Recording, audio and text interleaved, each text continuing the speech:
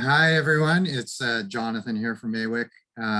It's about 5 minutes to 12. We've just turned on the webinar to allow everybody to come in, and we'll get going at 12 o'clock. So as people are starting to join, um, you're in the right spot. And like I said, we'll get going in about 5 minutes. Thanks.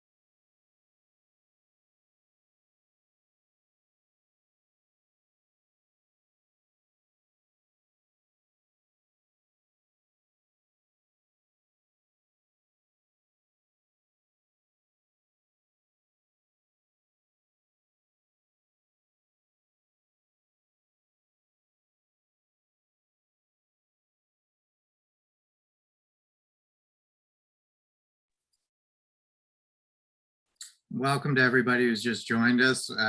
We're going to get going at about 12 or at 12 o'clock. So we're just waiting a few more minutes for people to join in, and then we'll get going shortly. Thanks.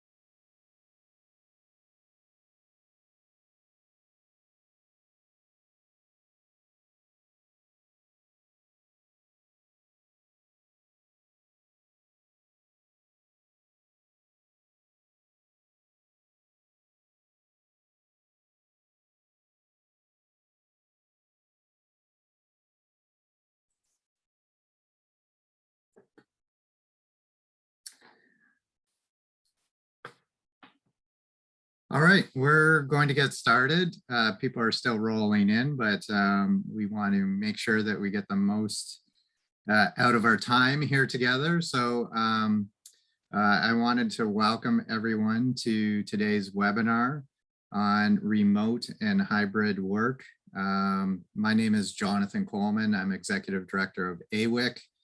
And if you're unfamiliar with AWIC, we're a workforce planning board and we do labor market research and also look at issues in terms of our workforce, such as employment, unemployment, and job trends and things like that. And obviously, with the past year and a half, we've had a real testing bed with COVID-19 restrictions of what remote and hybrid work could mean for, people and for businesses and employees. So today we wanted to actually take a little bit more focus on remote and hybrid work and actually, look at what the advantages and disadvantages are of hybrid work, what type of issues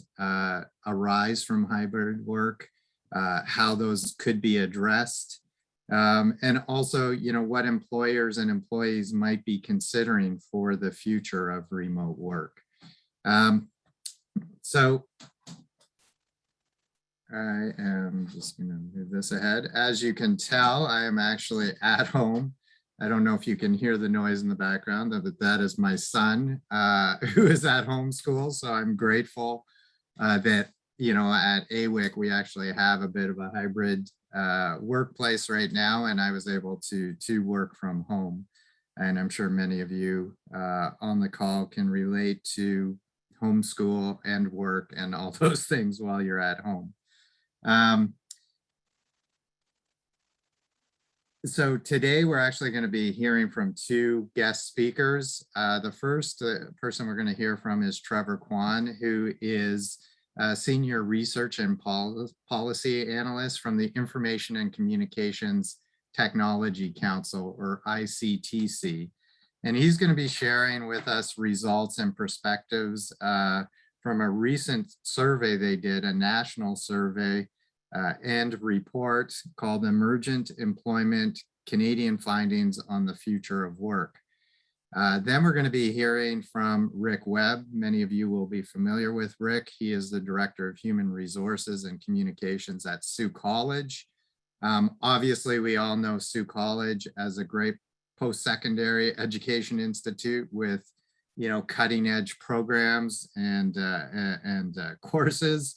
But they're also one of Algoma's largest employers. So I'm looking forward to hearing Rick's perspective on the past year and a half at Sault College and what they've been able to do in terms of remote and hybrid work at their workplace.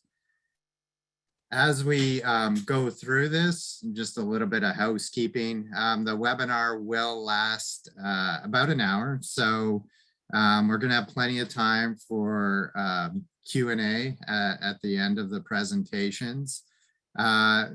Your audio has been muted. So we ask that if you have a question, you can ask your question in the chat. You don't have to wait until the end of the session. If you think of a question, tap it into chat, and then, we'll circle back and make sure those questions get answered. We are recording the webinar, so you can return to it, or if you, would like to share it with colleagues, we'll be mailing out a link so that you can share the webinar, return to the webinar after the fact on our website. And then following this webinar, there is a short survey, and of course we'd like your feedback so we can hear from you. So without further ado, I'm going to bring Trevor online here. I'm going to stop my share screen and I'll just ask Trevor to unmute. Here he comes. Hi, everyone. I'll take over. Perfect. If you just want to share your screen. Great. Awesome. Yeah. Awesome. Looks good on this end. Okay. Take Cool. it away. Well, hi everyone. Thank you for having me. It's a pleasure to join you today. I'm Trevor Quan, I'm a Senior Research and Policy Analyst from ICTC. And so for those of you not familiar with ICTC, we're a not-for-profit center of expertise for the digital economy. We have over 80 staff located across the country. I'm based out of Vancouver. We have two broad areas. We have a program capacity and training sort of a piece where we partner with government and industry for developing digital skills, and also research and policy branch, where we do joint research projects in partnership with government, industry, and academia. And so I'm from the research and policy group. Okay. So today I'll be looking at findings again from Emergent Employment, our most recent report. So in this report, we looked at remote work and gig work and the implications for employees, employers, and policymakers for what this changing workplace means for the future. So today I've been asked to focus really on the remote work piece, but if people want to talk about changing more flexible work arrangements, whether that's gig work, freelancing, consulting, always happy to chat on the topic, and please feel free to send me a message afterwards. So yeah, this paper came out earlier this summer, but is actually our second report on the topic of future work. So it's an area that we've been following for some time. So I feel like kind of opening up with a bit of context to say that when people talk about the future of work and these sort of a strange and kind of disruptive new world, it's not entirely a new phenomenon. We have seen this movement over time for remote work. Ever since the early days of computers and early internet communications technology, people thought, well, why do I have to work here? Why can't we work from anywhere? It's been taken its ups and downs over time, but it's certainly things are changing more rapidly right now. Obviously, the big elephant in the room is COVID-19. And so the pandemic has certainly accelerated this rate of change. Previously, remote work had been adopted by many workplaces, but it's the sort of thing that was done in small doses, maybe had to be done with manager's permission. A small percentage of the workforce may be allowed to work remotely, or perhaps something like you can work remotely on business trips, or to take a certain Friday off. If you have to go to the doctor's appointment, you take your laptop home, but certainly in very small doses. And to flip that to universal remote work was obviously quite the disruption. As authors, we try to maintain a balanced perspective. Obviously, we couldn't ignore the impact of COVID, but we didn't want it to be purely a COVID paper that's only relevant in the context of the last year and a half. So hopefully we maintain that right sort of balance in there. So to talk about the report and the study methodology, we had over 1,500 participants across Canada. That included a range of gig workers, freelancers, full-time, part-time employed individuals, remote workers, and with as good representation as we get across the different provinces, territories, different ages and genders. So it's a general population survey. And we also supplemented this survey with key informant interviews, so in-depth conversation discussions with Canadian international subject matter experts. So almost 20 different interviews talking to academics, industry leaders, public service or public sector representatives, and labor researchers. So really trying to get a diverse perspectives on these changing ways of work. Okay, so for remote work, it's obviously been quite a dynamic and challenging time. There's been questions of whether how long this will kind of go for. I think many of you might remember this early kind of weeks in the pandemic where these are just emergency measures. Take your work home. We'll start off for a few weeks while we bend the curve, or maybe a few months, but things will maybe eventually go back to normal. Some people were quite excited about these developments, and after the first little while, they proudly proclaimed that the office is dead. They're never going back. That this is the end of the traditional workplace. We've kind of seen this go back and forth. Other people said, hey, this was a fun experiment, but it's time to really get back into the office. Now, as kind of some of the emergency measures kind of level off, and it's time to go back to work. Obviously, the Delta variant has changed the sort of timelines and that sort of rush where many companies were planning to come back this fall but it's obviously being delayed. And right now, it seems like most people have kind of come to the sort of consensus that a hybrid office to take the best of both worlds, both remote work and a physical office, would be ideal if we can navigate that. It's kind of a hedge to say the future's hybrid. I think the real sticking point, though, is what exactly do people mean when they talk about these hybrid workplaces? To kind of navigate this push and pull between employees and employees, whether to come in or to stay home, and who kind of holds the upper hand there. So I think there's a lot of uncertainty over what they mean by a flexible hybrid model. What does this mean for flexible scheduling? How many days a week are we talking about? Are they set by the company or by the employers? Does everyone all have to come at the same time or not? Is it an honor system, show up when you want to? And I think there's also questions over whether or not these are formal policies or companies kind of making it up as they go along, or are they constantly being changed? I think for employers, there's also questions over, is it top down or bottom up? Are these sort of policies being implemented in discussion with your staff? Here's a kind of a table that looks at the pros and cons of remote work. The pandemic has kind of cut across those claims, extreme claims on both sides. Or some people said remote work will not work for us at all, and other people said everything can be done remote work. And I think the truth is probably somewhere in between. It's challenging for many places, and certainly more appropriate for some workplaces than others. So one of the obvious advantages and the savings of commuting. So you save your time and expenses and environmental benefits. One of the disadvantages of this lack of commute, though, is a lack of separation between work and home. We've had people kind of talk about how they can start their work days earlier if you're not traveling, and people feel that they can stick around online later because that's what part of their day that they have mentally budgeted for it. Some people like the ability to kind of change their mindset of going into work, a bit of a piece where you kind of like, I'm getting ready for work, and they like that commute to start and end the day. Another great piece is the ability to schedule your work and personal commitments, to acknowledge that people have personal lives as well as their work. The flip side of that is that it can be quite difficult to disconnect and set your clearly defined working hours if you're mixing your personal life and your work life and kind of going around the clock. Remote workers like the ability to set their work hours and have a greater ability to kind of control that. The downside of that is that you have asynchronous communications, people talking all times, and scheduling can present issues of coordination amongst your teams. Maybe some people are getting up early in the morning, other people like to pop out at lunch or prefer to come back later on in the evenings. So you're kind of going back and forth, and when you're trying to find someone, it can be a little bit more challenging. Another advantage, of course, is more time spent at home with family. I've certainly enjoyed it, and I'm sure many other people have enjoyed the sort of new work setup. The flip side of that, though, is that there's fewer social interactions and less connection with coworkers. I think there is a prior growing disconnect between many workplaces. It's just harder when you physically don't see people, whereas before, your work colleagues, you would see them quite a few hours a day and over the week and years.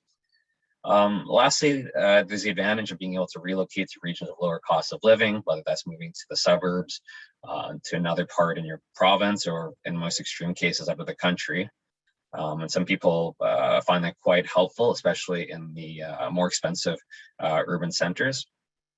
The disadvantage, though, is that the increased burden on employees, you basically downloaded a lot of the costs of utilities, costs of heating, costs of your electricity, costs of remote working equipment in some cases.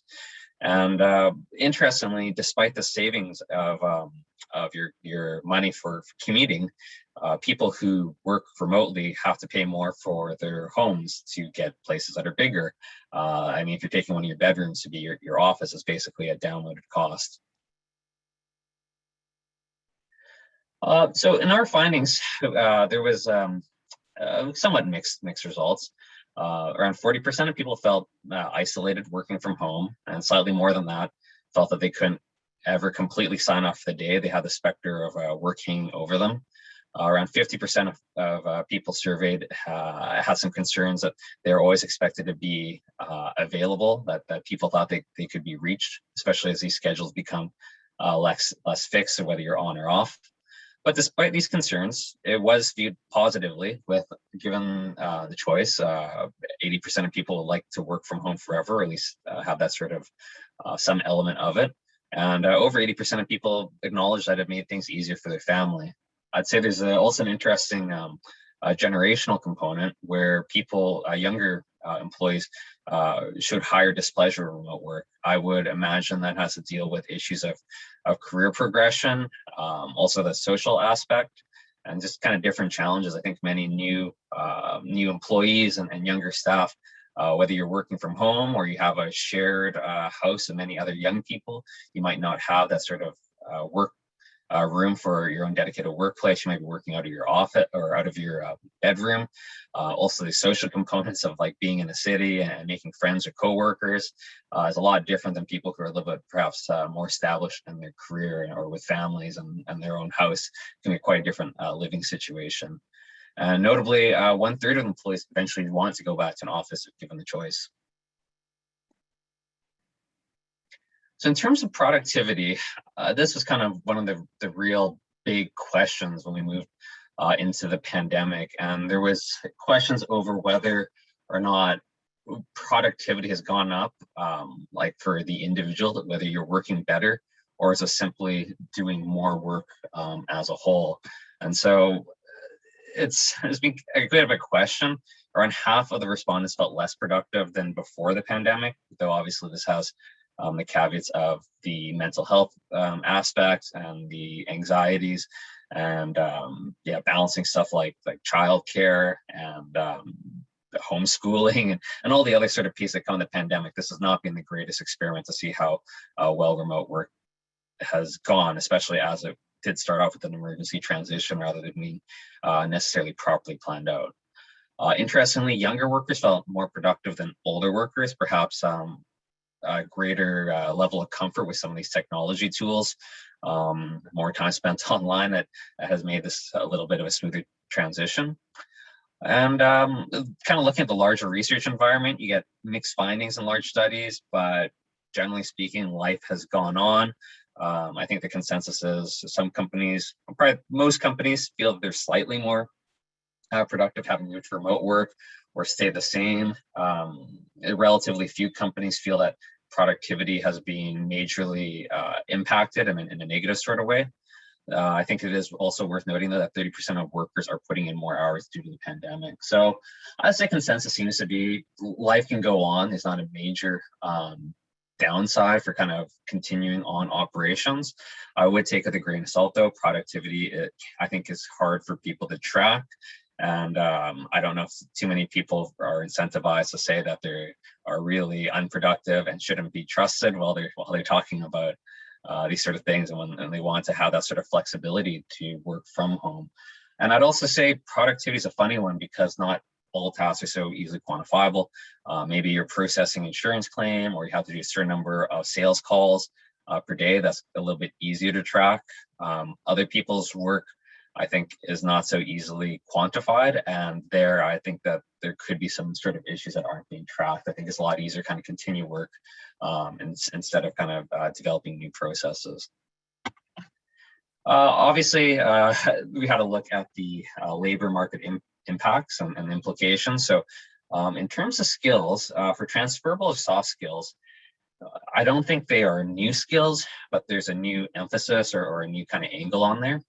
So communication was rated as one of the most crucial sort of pieces to look at. This is everything from verbal communication meetings and to individuals, but also obviously a higher reliance on written communications, Slack and team messages. I would say there's certainly a different skill set of presenting in person versus being able to tell if your audience is engaged, whether you're in a staff meeting or a Zoom call or these sort of webinars. It's a different sort of setup. Management skills were also identified. It's kind of interesting. I think many people might have thought, oh, because of this sort of freedom, it's less important. But we've also heard that it can require more hands-on management style, with some of staff not getting that sort of benefits of working with their coworkers and with their bosses, and kind of being able to pick up these sort of pieces and overhearing things. Sometimes you have to be a little bit more explicit when things that you want done, and to really be more active, and also a more active role of management to connect with their staff and carve out that time to chat with them, and to make sure that they're still connecting despite this switch to remote work. And obviously time management and the ability to juggle these different tasks and prioritize different pieces, obviously more important given this newfound independence and distributed workforces. One positive thing we heard, though, was that future generations seem to be well prepared, as K-12 and post-secondary institutions were also forced to switch to remote learning and hybrid learning. They're starting to really build these sort of foundational skills for the future. A lot more experience with a hybrid setup, doing group projects and collaboration with their colleagues online. And they're often using some of the same software platforms as the rest of us. And so it might be an easier transition if this is to be the way of the future. One of the big pieces that really came up again and again was the concerns around the impact on organizational culture. And so kind of the nature of the companies and their values and how people get along with each other. So our interviewees were very concerned what this would mean if remote work becomes permanent and it's not this sort of temporary measure. It can be particularly challenging for new hires. It's theorized that it was easier to do this transition when you have that kind of bank of goodwill, you know your team, these are people that you had met before, you have this sort of existing relationships. It's a relatively easy transition. I think it is harder to onboard new staff and for them to learn these sort of organizational values, how things are done.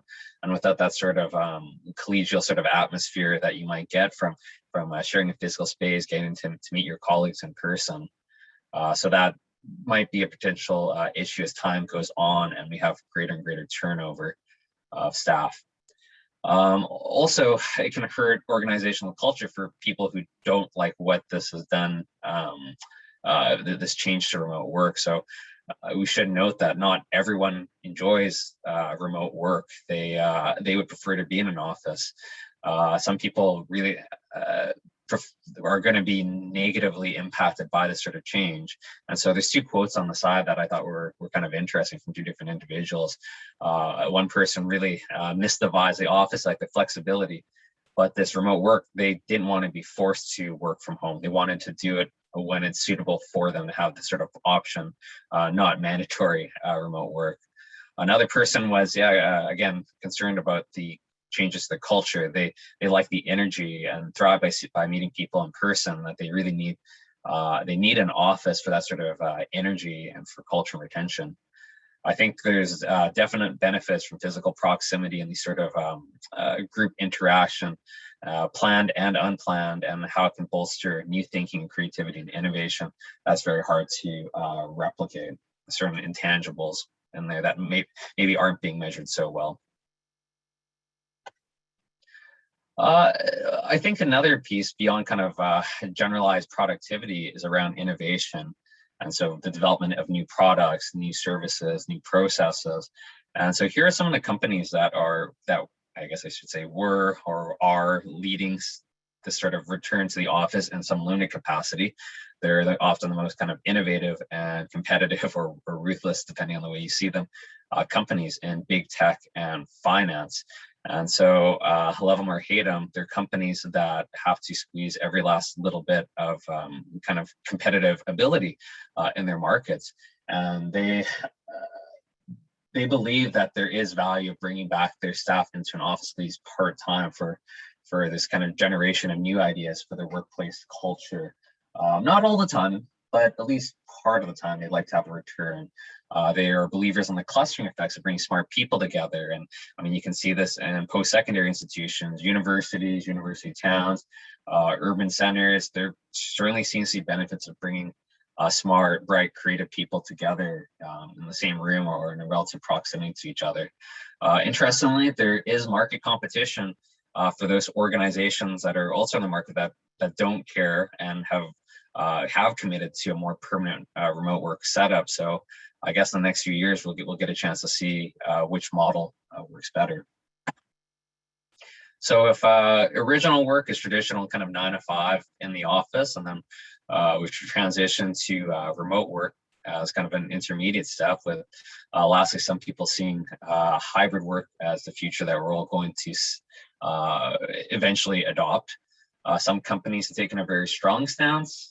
Twitter, Square, Spotify, Shopify in Canada are companies that fairly early on in the pandemic said, hey, we don't miss much, and we're willing to kind of commit to a more long-term or permanent stance of remote work. Other companies, like the ones I've mentioned earlier, are being a little more eager to return to the office, and they seem to be kind of a building momentum, but the timelines have shifted. And there's also pushback from employees who don't want to return to the office. It's a hard one to kind of balance. I mean, our companies prepared to lose talent over this policy. You have a real push and pull between, I think, upper management as well as workers, and sometimes within workers and managers, of some people wanting to come back and some not. How do you find that right sort of balance? Right now, a lot of organizations are hedging with the importance of culture and collaboration, but also you have to acknowledge what your staff are going through. Some people are not comfortable coming back, or they are not willing to give up this kind of flexibility and independence that they've been given. So it's an interesting sort of time of disruption here. What I would say, though, is despite the earlier prognosis that distance doesn't matter and remote work is the future, most movement and most people have kind of voted with their own dollars. And by not moving that far away, most times that people have relocated are to the suburbs, to a bigger place, but still have access to the office, thinking that they're going to come back to an office, but not all the time. Only a very few people have kind of left their metropolitan area or to their provinces and new countries. Most people, I think, seem to understand it's likely that they'll have to come back at least part of the time. And so just a few takeaways to wrap it up. Firstly, the future is flexible. We've seen how valuable this is for all sorts of workers to have this sort of ability, greater control and balancing their work life. But it does kind of cut both ways.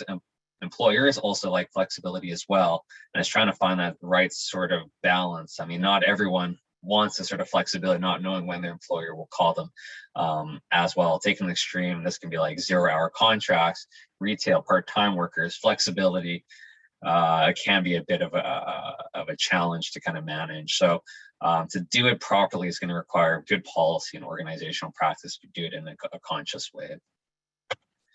And despite being a technology and labor researcher, I don't want to overly emphasize the technology piece. Certainly, it's enabled by tools like our Zoom meetings, Microsoft Teams. It's nice that we can communicate and collaborate, but these changes have been occurring over time. I don't want to overemphasize them. It is still a people-driven process, and there's no kind of silver bullet of technology here. And lastly, a piece you've probably heard a lot recently is the Great Resignation. Seems to be kind of a growing concern over these sort of labor market disruptions. People are increasingly burned out. Some people are being, I guess, dragged back to the office and don't want to. Other people feel the other way, they want to go back, but they have no office left. Or maybe they can go back to an office, but if no one's there, they don't feel any particular loyalty to the organization. The vibe's not there. This isn't what they had signed on for, as these workforces become more scattered, I guess, into the wind, and you don't see your colleagues as much. So there's definitely a lot of stress on the relationship between employees and employers. I'd say we should perhaps not read too much from it, because a lot of the Great Resignation pieces is from American coverage, where we have lower turnover rates than are currently seen in the US. The counter argument to that is that Canada is traditionally a bit of a late adopter, a little more conservative. We may just be a lagging indicator compared to the levels of US turnover. So it wouldn't surprise me if you do see, again, increased people quitting and hiring trends in the near future as we do reopen and offices come out. Thank you. Hopefully this was an interesting sort of talk on remote work. Also happy to talk about gig work. If you have any questions, please feel free to reach out to us. Thank you. All right. Thanks a lot, Trevor. That was a great, you did a great job of going over the key issues and sort of defining remote and hybrid work for us. As I said at the beginning, if you have questions for Trevor, we're going to do a Q&A with both Rick and Trevor after Rick's presentation. So feel free to, again, post your questions in there, or you can wait until we get into the Q&A. But now we're going to hear from Rick Webb, and you know, he's basically been living in this world for the past, well, almost 2 years. So I'm going to pass it over to you, Rick, if you want to turn your camera on. There you are, and I see your presentation. I think you're good to go. Great. Thanks, thanks, Jonathan, and just thank you to Trevor too. That was a great presentation. And being a bit of a nerd on those kinds of things, I was really interested to hear what you had to say. So thanks. Well, I think for everyone on this call, we've all shared a similar experience. It's been quite a journey from where we were back 18 months plus ago to where we are today. So let me just get this started. So I think everyone remembers March 17th, 2020. It was as you can recall, Doug Ford declared a state of emergency and sent us all home. And so it was quite a time period for us all. I remember just the week before, everything seemed normal. We were hearing about these cases. In fact, I was traveling personally for a hockey tournament with my son. And we were talking about the following week, I think it was March 20th, we were supposed to be down in Windsor for a trip. And all of a sudden we came back. And as you know, it just seemed like all hell broke loose. And so we were all sort of caught unawares, and I'm sure you were in the same boat. So that date really sticks with me. And for Sault College, just to put it in perspective, because I'm not sure that everybody on the call really knows the scope or the nature of our business, but we have 3,000 full-time students, 1,000 international students, about 3,000 part-time students, 650 employees, 70 programs, 8 varsity athletic teams. You all know the main campus, but we also operate employment solutions with offices in Sault Ste. Marie and Blind River. We also have the hangar. We have a big aviation flight school. And so we have a hangar with about 15 aircraft and tons of flight time. So all of a sudden, within a few days, we had to scramble to move from our state as of that date to a new state. And it was an emergency. The one good thing is we did all pull together because it was a crisis, and it pulled faculty, staff, administration together to try and help our students. So here's some of the things that we had to do. We had to, first of all, you had to determine what was essential. What had to stay on site, what could move. And of course, as you can appreciate, your plant, your maintenance, your IT infrastructure, asset protection, none of that could be moved. And we also have a number of programs that being in a college that you can't do all of it remote. So we had to decide what was necessary and within the rules where we could still have some students on site. And our faculty really had to scramble to try and adjust, in many cases, long-standing teaching patterns and routines into something brand new. So we immediately moved to this work from home model, and we had to assess our strengths and weaknesses, both physical and human. And I'm sure everyone on this call had a similar experience. Right away, we did a lot of things that I'm sure a lot of organizations did, and you could still see the effects today with the supply chain. We did think, right away, we just bought 1,000 laptops. We didn't know what our students had or didn't have. We didn't know what all of our staff had at home, because many of our workstations too, were still the tower workstation. So even though we're sending you home, it wasn't like it was really easy. So we were just reacting, get what we think we need. And I've heard that from a lot of employers. And you saw a lot of the supply chain issues that really still sort of linger because there was a lot of knee jerking. Interestingly, in the quarter before March 17th, we had purchased, we were going with Office 365. We had moved to the Teams environment, but we really hadn't done much training with it. So we had it. Some people were playing with it. And again, we were, trying to do things like, hey, you've got to use this, you should use it. But it's like any change management issue. We had a few early adopters, but a lot of people just weren't interested because it was a new technology.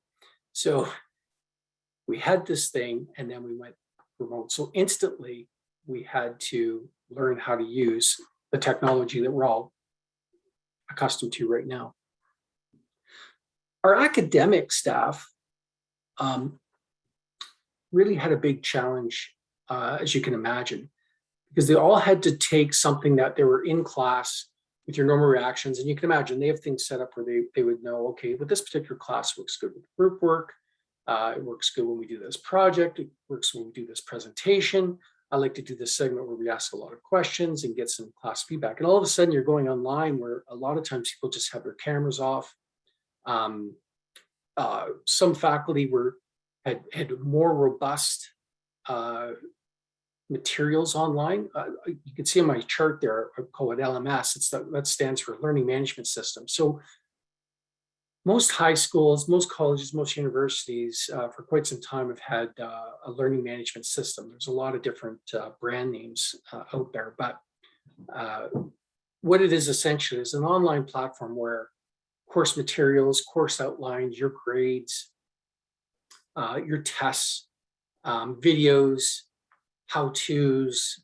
There's a lot of things that you can use that for, but some were better than others. So it had to expand quickly, rapidly, because it was really the only mechanism for our students to be able to access materials and access the rest of their colleagues in class. So the other thing that happened was we were building a lot of things on the fly, trying to build supports because we recognized that there was training supports that were needed, technical supports that were needed, in some respects, emotional supports that were needed because, you saw in Trevor's presentation earlier, a lot of those feelings were felt pretty soon, right after we were all moved to the work from home environment. There was a lot of different feelings on it. And it was, for a lot of people, I'm sure you recognize this in your own workplaces, it was really stressful because, as you know, some people are more comfortable with technology than others. So we were trying to deal with all of those things. So one of the things that we did almost right away was we set up two teams. There was two different issues that we thought we had to deal with. And we created an emergency operations team and an emergency communications team. And so, ECOM and EOT, we had some crossover members, but they were separate for very specific reasons to try and deal with all of these issues that were just firing at us. As you can imagine, when I showed you our student body, they were out there needing those supports too. So there was a lot firing back and forth. I'd say the other thing that was really interesting about this that and I kind of talk about it in lessons learned as we get to it, is that you really have to let go and empower a lot of people to do a lot of things in a situation like this. It's impossible for a senior management group or a middle management group to control all of this outcome, all of the work that had to be done. And so, a lot of credit goes to a lot of staff at Sault College, at our workplace, who just did what they had to do and really dug deep, looked for solutions, and started sharing those solutions. And Teams, I will say, we use MS Teams at our place. And in some respects, I found it was a great new tool on collaboration because I was able to easily jump into groups that I might not normally jump into at work. So I noticed in Trevor's presentation some of the pros and cons. I don't know if that one was fully explored as a new pro, which is when you're in a little larger place and you're physically there, you have your physical patterns, right? You park in the same spot, you walk into work the same way, you grab your coffee at the same place, you might say, and you usually say hello to the same people on your way to the office, you interact with the same groups of people. And you'll know what I'm talking about if you've ever moved offices. If you've moved a floor, if you're in a building where you've had to move floors, all of a sudden you can meet a whole new group of people. And so what Teams did was it was forcing people into some new groups. So that was helpful given that particular, crisis situation. But where we are today, and I'm sure just like the rest of you folks on this call, we've all learned a lot, and we're in a different place. And let's start to talk about that. What did we really learn? So I want to get away from some of the nitty gritty for a second, because we can all say we learned Teams, or we learned Zoom, or whatever. There's a nice Google product as well. So depending on who you are and where you work, we've learned some of these new nitty gritty skills. But I'm an HR guy, so what I find fascinating is if you take our normal change issues that come up all the time, and we always battle these change issues. I think COVID was a great learning event in the sense that, what did we learn in the 10,000 foot view? Well, that one, we're all, first of all, very resistant to change. You hear that, it sounds like a cliche, but what we've all been through, it is so very true. And the reason I say that is, could you imagine if on March 16th, without COVID, I said, our 650 employees, our 6,000 plus students, our aviation, our varsity, of all of these things, as of tomorrow, we're all going to be remote. It wouldn't happen. It wouldn't even happen in years, probably. And so I noticed in Trevor's presentation, he made a good point that some of these things were underway, and that's very true. But this exploded that change and that growth. And so while we're resistant to change, one of the things that we've learned, and I think if you take this back to your workplace, or if you're a leader on this call, I think it's really important to know that we can change when we have to. And so not only can we change when we have to, but we're also incredibly resilient. We're very capable of adapting. And if we need to and want to and should, you can move, and you just have to stick with it. Because I think what we've learned even more through this is that we tend to listen to some of the loud negative voices when change is required. So I'm kind of, as you can see here, I'm moving a little bit out of the COVID and the remote work, because this is a big change issue, is that we can change when we need to, but we let a lot of times that negative energy, negative voices hold us back.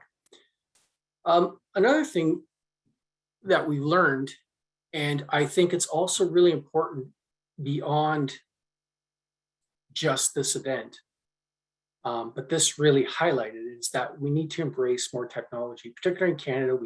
We've heard this. We're not great on the productivity scale compared to a lot of our G7 counterparts. And so this forced us to move, and we need to embrace more technology. It's on the shelf, it's ready for you. And I'll give you a couple quick examples that just when I hear them, they blow you away, but we don't necessarily adopt them. So hospitals in the United States, because they're in a financial model, and I'm not here trying to advocate for their system at all, but they have diagnosis software and artificial intelligence to streamline the triage process, because it's all about productivity down there. So if you can think it in terms of your own workplaces, more than likely it exists. You weren't the first person to think about it. And so I think that's one of the lessons that I've learned from this, and that we're trying to take from it, is that we need to embrace technology as much as possible, and that it is quite often, you don't even have to create it. It's there and well developed. Through this, because we gained a lot of productivity, I think moving forward, there's always ways that we can look to improve our productivity. That's another thing that I think we learned. And my goodness, didn't we all just collectively go through the world's largest PD exercise?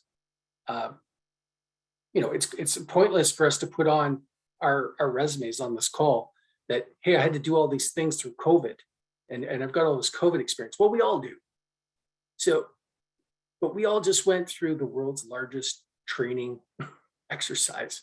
And I think it's fascinating. And this is why I think there's a lot of movement to hybrid and remote, because if you have business dealings or want to have business dealings in Africa, Russia, China, South America, it doesn't matter.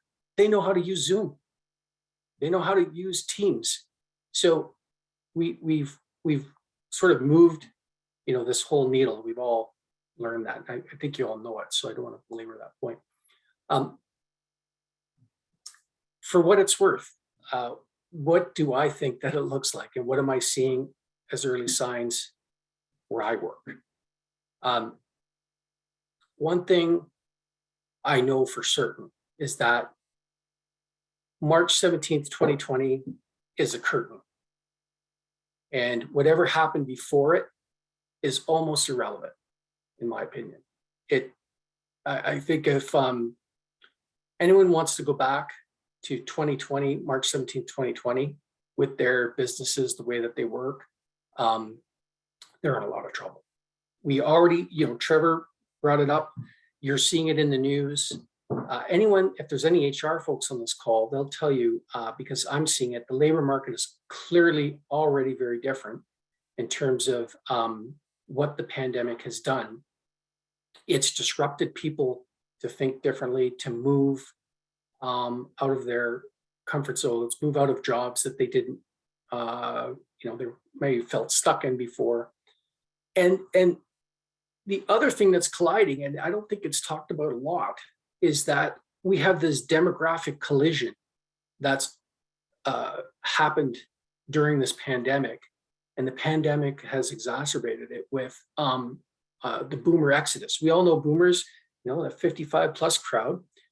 They're in your workplaces, and they were retiring, but the pandemic has really just moved a lot of these folks to make decisions to leave, because they're like, I don't want to do this. I'm at the tail end of my career. Why do I want to do all these different things? Why do I want to stay remote, learn this technology? Like, it's just moving people out. And so I just invite you, if you're like me, I'm a bit of a nerd on these things, but I just look on the Sault Ste. Marie different job sites on a daily basis, and I'm amazed at our community for the size it is, that the number of jobs that come up every day, high skilled jobs, high paying jobs, constantly. Go on the Sault Today job classifieds and just look every day, and I'd say there's 6, 7 new jobs a day. Doesn't sound like a lot. After a week, it's 35. After a month, it's 140. And I'm not talking McDonald's jobs, because those jobs are they're littered on billboards all over the city. I'm talking about good paying jobs just continue to seem to come. That's also important, because if you're an employer that's hiring right now, I would say that you saw in Trevor's presentation all the different pros and cons and thoughts. Well, one thing is for sure, the expectations of staff have forever changed. Forever changed. Either one way or the other, whatever they've come down on, they have a different view, as I'm sure every one of you on this call has a different view. I would have never have thought myself, even just personally, that this working from home would work the way that it does. So people think differently about working from home, about hybrids, about sick time. If you're a manager, I've been doing HR for 30 years, and sick time is forever changed. It's, you don't, we all, if you had the sniffles, you were just kind of expected to come into work. Come on, are you kidding me? You got a cold. Look, now, stay home. we want you to stay home. We're thinking differently. And because of the hybrid technology, if you're sick and working from home, people work from home sick, where they may have stayed home. So you've got, like, sick time has changed. And I would say to you too, that knowledge workers especially, obviously they can work from anywhere. I've moved out down towards the St. Joseph's Island. I'm that way. And just on the road that I'm on, I got here about 6 months ago, and just a little anecdotal story, but there's a couple that moved in from Montreal. They're animators, told they could work from home. So they found good property, wanted this way of life, and moved here. So you've heard those stories. I'm sure you've heard about the residential sales market that just has exploded in the city. And agents are talking about the number of people that are just coming from either former Saultites living in Southern Ontario, moving back, or people that are brand new, never even been to this city, moving in because they could work from home. So we've got all these things going on. What it's really highlighted for me too is that you also have to worry about your current employees, because that means your Sault Ste. Marie staff, someone that's been born and raised in the Soo,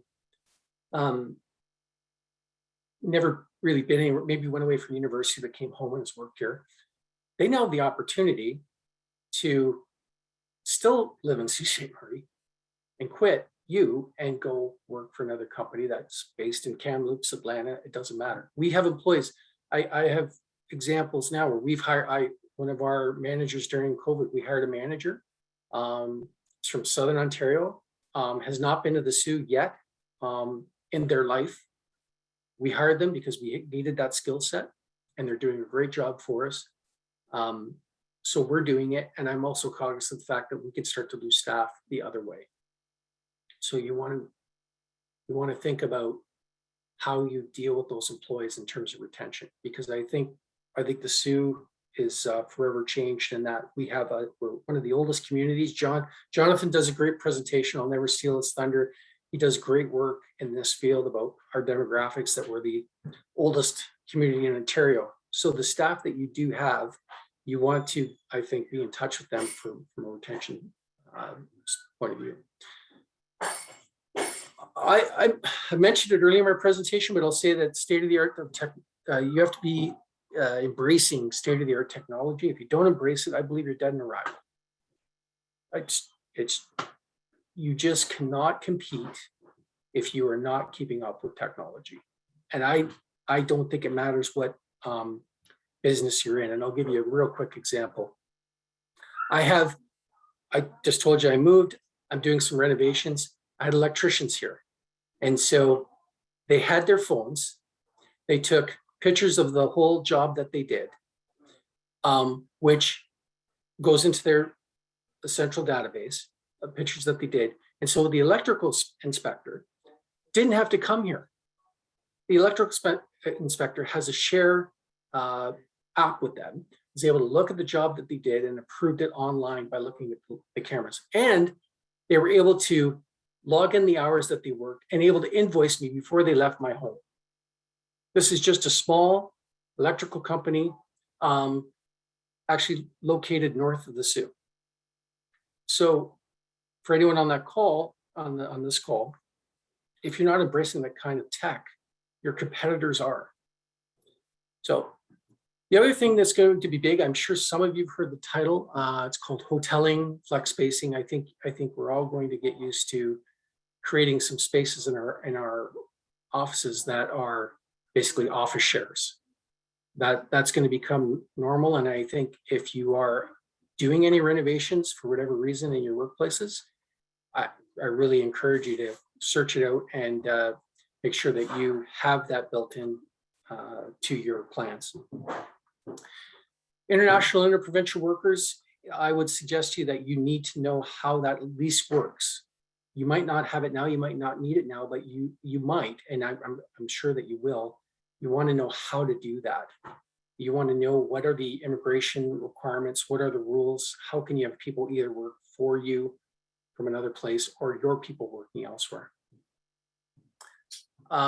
Mentioned this early, so I won't talk about it too much, but your face-to-face requirements. We definitely all have face-to-face requirements. We all like the social interaction, so you've got to take that into account. But if you're looking at entry level and service jobs, it's no longer easy. Everyone on this call, I'm sure, has seen every service company in town has job ads up on billboards. We've heard it from small business owners. They need help.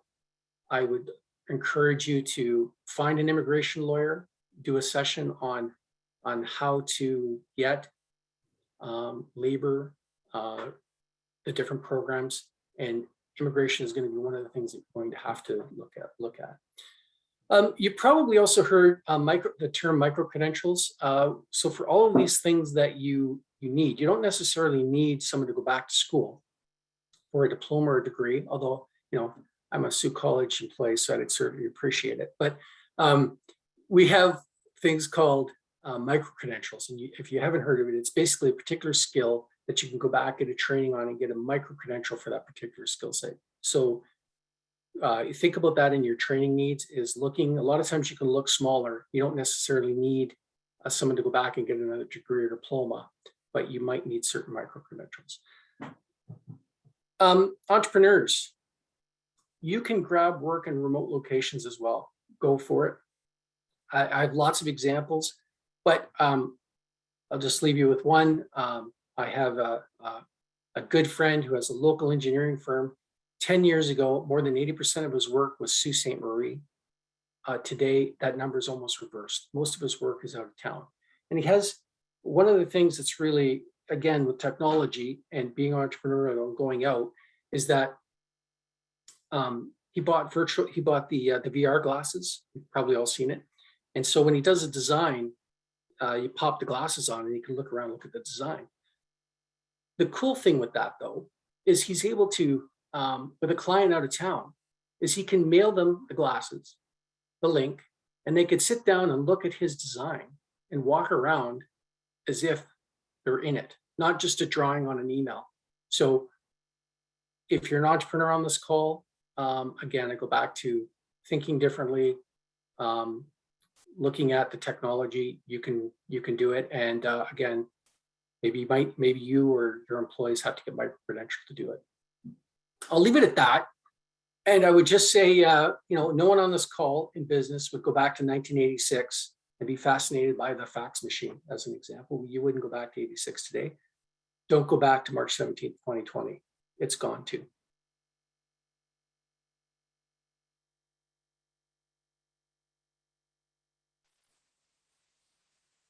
All right, thanks, Rick. I would just add that my whole playlist is from 1986. So music-wise, the music is good. Yeah, the music is good. I'm with you.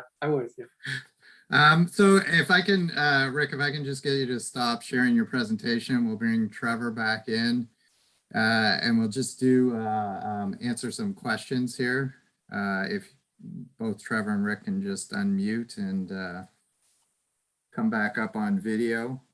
We did have a few questions come in. So first of all, again, thanks again for the both presentations.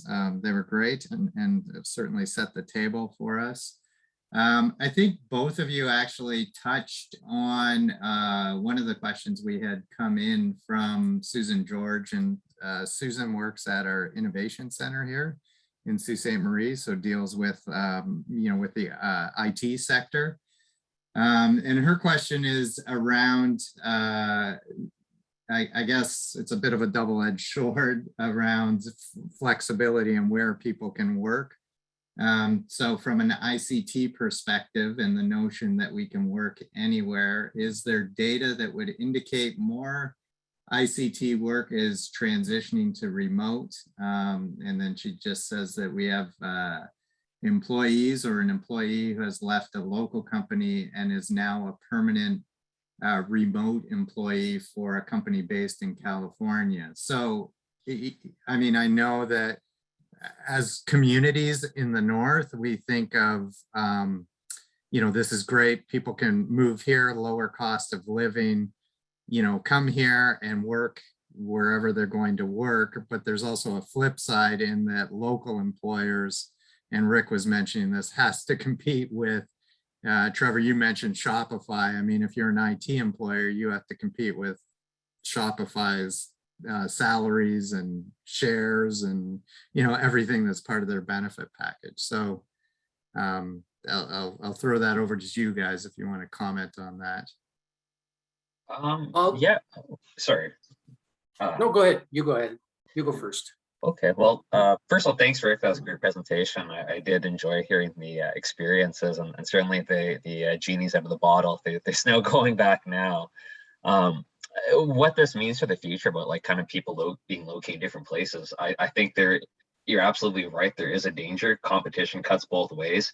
I think some of the people talking about distance doesn't matter. I mean, we see this in free trade agreements. And I mean, if the logical argument is if I could find better, cheaper labor somewhere else, kind of borders don't matter at all. You don't need to see in your staff. Why not look farther and farther? And certainly the poaching component from the US and US salaries can perhaps grab the best and brightest. I don't think there's great data on the overall trends. I think anecdotally, and you certainly do see these stories of American big tech companies pulling talent out of Canada. But I would also say that in Vancouver, I just saw a headline that it's the third highest level of tech job growth in North America. I think Toronto is up there as well. So it's right now, I would say maybe it's not zero sum that we're still getting that sort of flow of talent, and you can create local jobs and also still be losing them. I don't know exactly what it means for the future though.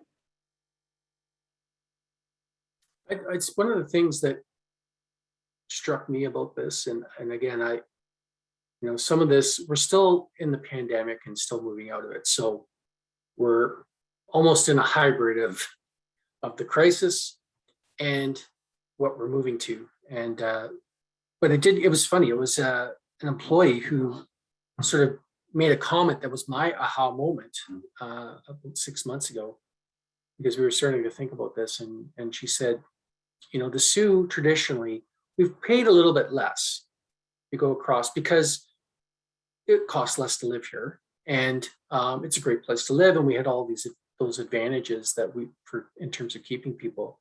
But she was the one that said, well, wow, I could still have all these things, and I can maybe get that job that pays 20 grand more. So I think, especially with the demographic pressure too, I think there will be some upward pressures on salaries. It seems to be, again, it's anecdotal. I'll be interested to see the data, particularly data from places like yourself, Trevor. Speaking of salaries, I think that is an interesting piece. Earlier, I think there's a little bit more coverage over tech companies that were looking at adjusting their salaries. Bay Area, Silicon Valley sort of salary made sense when you had to for that cost of living. Some companies have talked about adjusting that downwards for people located in lower cost jurisdictions. I think like everything else in this pandemic, it's still being determined in many different companies. So I don't know if we have consensus on that yet.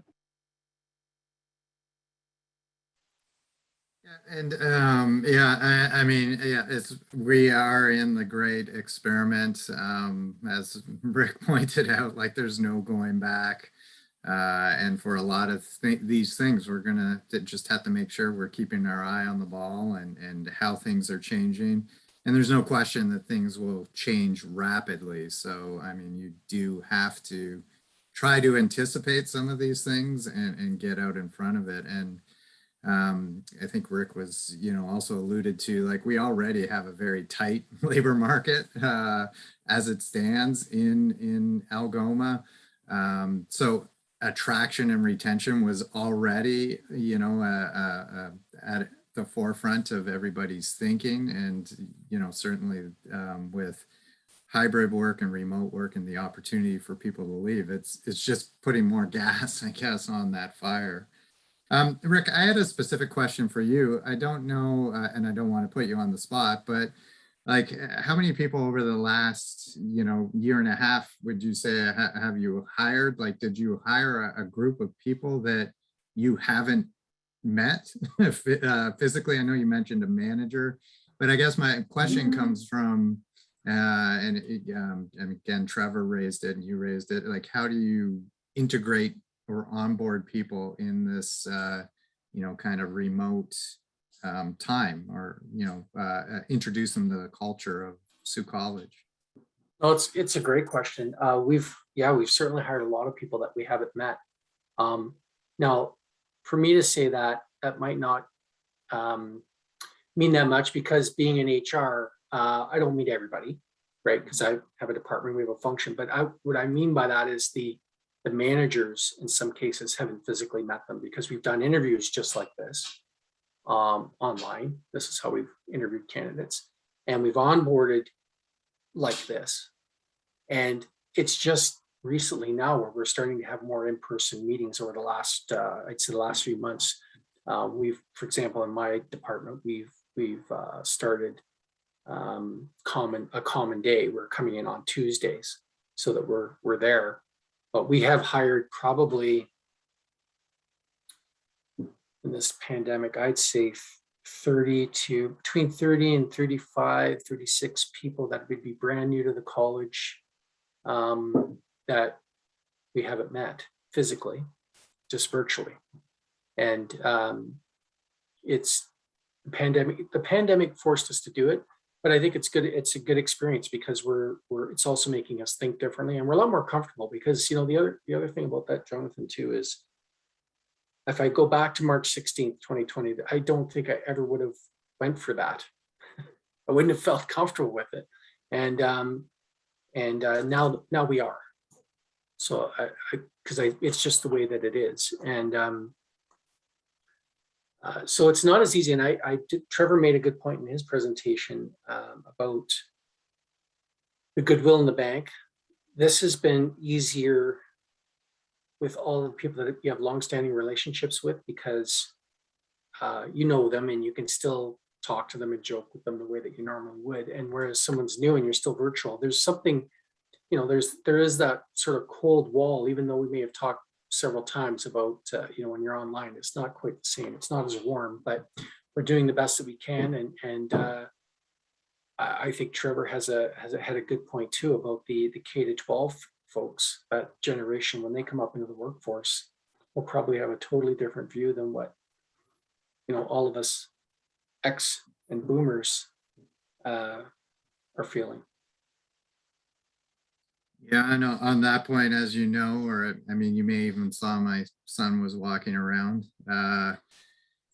He is 9. He had to come to the office yesterday with me just to do a little bit of work. And he actually helped troubleshoot a Zoom call for a colleague of mine who was on a Zoom call with the University of Waterloo. So you'd think like they would know how to do it. And he fixed the issue. So the other thing I guess I wanted to circle back on, and I think, it'll be interesting to see, training and management training and that sort of thing. But, I think management styles do have to change in a hybrid or remote working environment.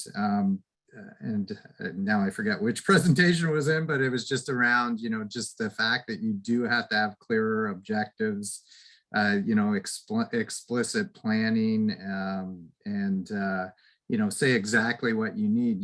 In an office or in a physical environment, these things tend to get picked up on, but a lot of that communication, just doesn't happen online. And I know I certainly notice it in our work, and I think it is, again, for Rick, for the college, micro credentials, maybe we need online management training courses, to help us all along. But it is, you do have to purposely think about it. It's not a natural transition from physical to online or hybrid.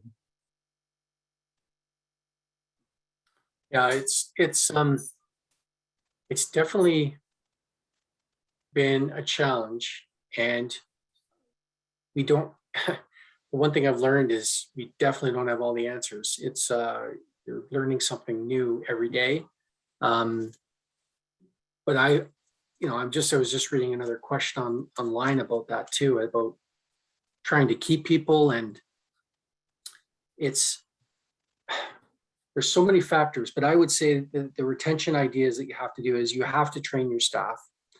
You have to embrace the technology.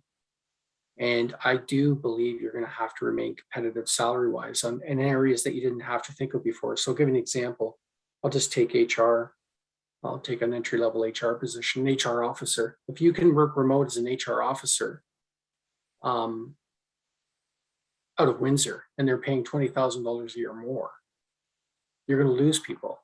So I'm going to find that very interesting over the next 5 years, and really want to keep an eye on the trends on that, because I think there's going to be, this hasn't sorted itself all out. There's still going to be a lot more shifting. And as I think Trevor brought it up too in his presentation, when people start to come back and on their feelings on that, they're very strong feelings, either pro or con to working remote or at the office, they're going to move. I think there's movement to come. I don't think we've actually seen all of the movement yet, just in my opinion, because we're still in this we're still grappling with the pandemic. But as we now start to say to people, hey, you got to come back, or because there'll be some employers, it's going to be a lot based on the leader. If the leader, if you have a leader who's very strong, I think it was wasn't it JP Morgan that said, enough of this nonsense, everyone's got to come back to work, basically, right? So sure, he can say that, and he can force everyone back at first, and everyone will come back. But that's when the shifts are really, I think we're going to see some of these other things play out. And that's why in some ways I feel like I'm still feeling in the dark, because I don't know where all those shifts are going to be. And for a community like Algoma, I don't know if we're going to be the net beneficiary or the net negative over this. So to answer that and further on with that question, I think the one thing you can do for retention is make sure that your own workplace meets an industry norm, that you're not, you're not an outlier. You don't want to be a negative outlier in your industry, because I think you'll lose. So, and that's on all facets, whether it just be the employee policies that you have, the physical assets that you have, and the technology that you have. Because if you're way out of whack, I just think people are going to be able to move better.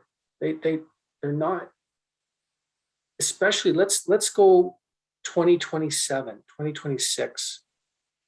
We're going to all be way better at this. This will all be sorted, and there's just going to be more movement. And if you don't keep on some sort of trajectory, or you just sit on your laurels, I personally think you'll be dead as an entity.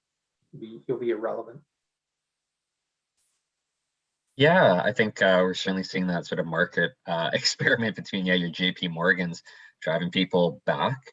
And you know what? Maybe there are some bankers who really do believe deals need to be made in person. Maybe you'll bring the best and brightest staff and people who don't care and do want to come into it. Maybe this will kind of create different tiers or different classes of workers, and how competitive your industry is may make a difference in whether that works. Retention is going to be a tricky one. I think Rick is absolutely right that you probably don't want to be pushing all your staff if they're not feeling that way, and you don't want to be the first one to say it, to demand people return to the office. It is a bit of a tricky piece right now in terms of kind of I think who has better power right now. I think it's certainly a challenge for employers for retention. You're trying to manage these salaries, maybe good for some workers while you're kind of shopping around. I think it'll be really interesting to see what the next little bit does go. I think Rick is right that a lot of people are still hedging a little bit, that we're still kind of in a bit of a, not a tipping point, but kind of we're not out of it yet. I mean, some people, I think especially conservative Canadians, might not be ready to make these sort of big life changes just quite yet, but they might have it in the back of their mind. And I think as things go on and on. I think there is a real big piece around like loyalty, and I think companies are trapped in a hard place because some people, because they're not physically in there, your work friends, maybe they're not really, you don't get to see your work friends as much. Maybe you like the energy of the office and that's what kind of kept you there. Now, if there's no kind of office that you're returning to, maybe you don't feel as particularly loyal. Or conversely, the other way, if you're not willing to come back, and they bring you in, maybe that's your thing to quit. You're going to make some people unhappy one way or another. So it's trying to find that right sort of balance, and what it means to you, and which staff you're willing to kind of to frustrate in this sort of transition. And I'd say, like, you can work remotely. I mean, my work prior to the pandemic, we had offices all across Canada. There's many staff that I'd never met in person. That said, I did enjoy business travel, where I did get a chance to meet my colleagues from across the country and to join them for a drink or for meals. There's certainly a great value. I think if we're not going to have physical offices, I think a lot more effort has to be done to consciously bring people together for the social kind of aspects, and to make up for not seeing people in a 9 to 5. Well, then you better try extra hard to kind of bring them together, so you're not just a bunch of pixels on the screen that you chat to on a weekly Zoom meeting. They're people that you know well and can communicate with a work intermediary platform with all your texts and stuff. It is nice to be able to talk to colleagues offline as well.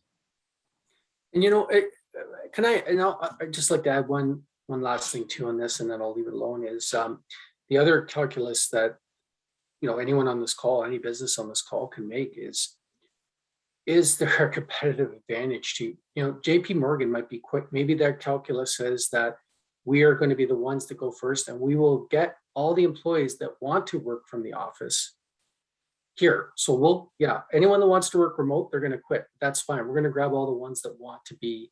So I think you're going to have to put that into the context of your own business and industry norm. And I'll the example I'll give in the post-secondary, because that's where I come from. Can you imagine if a college or university now said, we're only going to do face-to-face learning. That's it. September 1st, I think we'd be dead in the water, because those expectations have changed with students.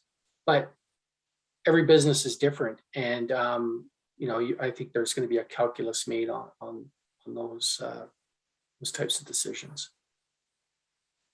Yeah, and I mean, I was just thinking, as you guys were talking about Rob's question, is just also, I think from my personal experience, flexibility has such a high value that, and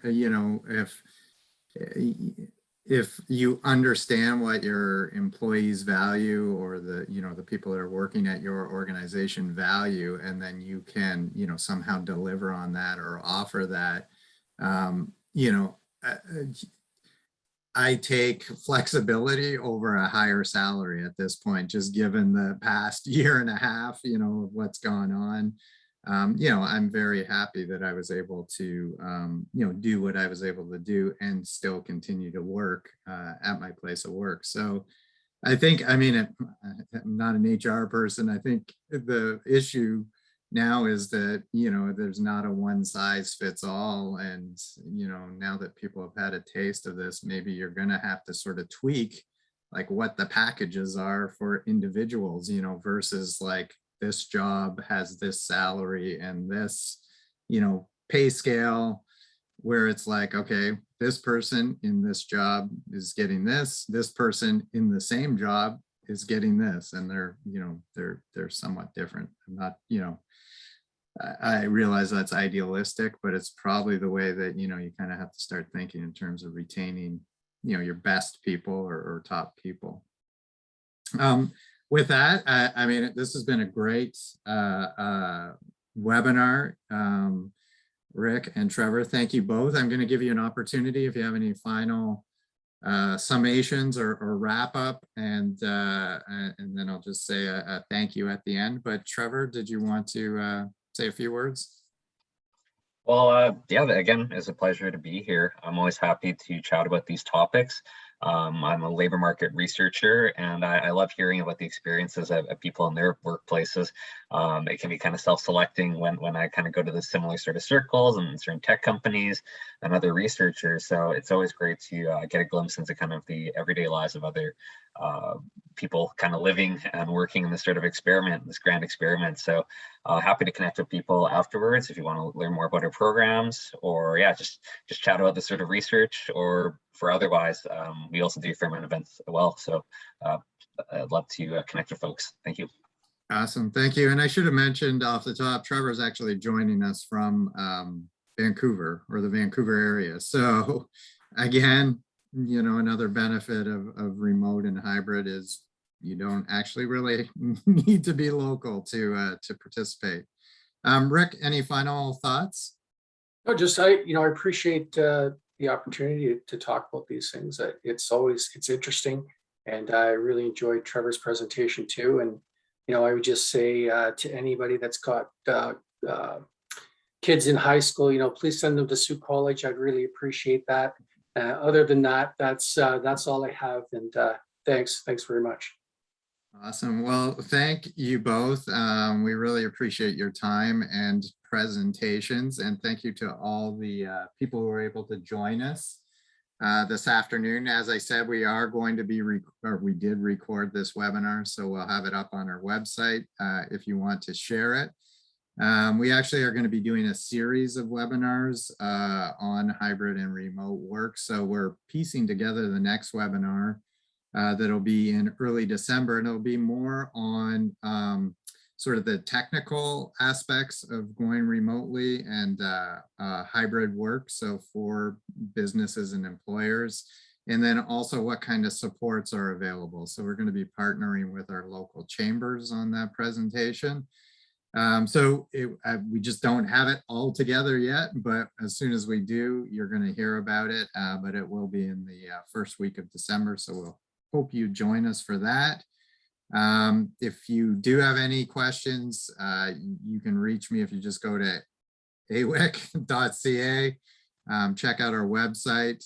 Rick did mention going on Sue Today to look at job postings. I'd say go on awic.ca as we aggregate all the job postings from every online site in Algoma. So not only Sue Today, but Sue Area Hospital, the employment office in Wawa as well. So you'll see all the jobs across Algoma posted there. So with that, I'll say thank you. I just see there are 3 new messages. Just let me make sure there's not. Okay, thank you. So thank you guys. I really appreciate it. Bye everyone. Have a great Wednesday afternoon.